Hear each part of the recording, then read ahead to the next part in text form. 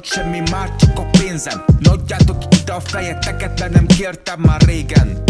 Hozzád szólt testvérem fejéből a sátán, és hozzászólt: adjatok végre édesebbet a táncnak.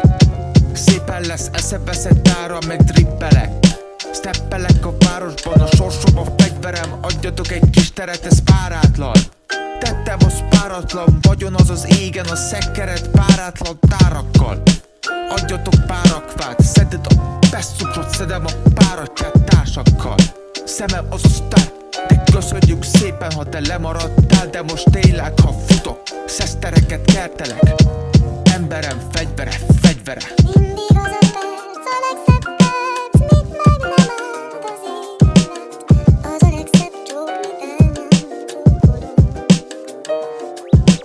Mindig az az áron volt a szép, mely gyorsan semmi vélet, amit soha többé meg nem áld.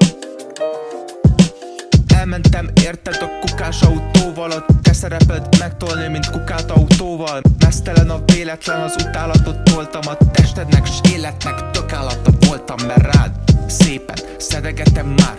Cineget tetején szebek, telibek a fák. Engem a párna az áldozat vagyok.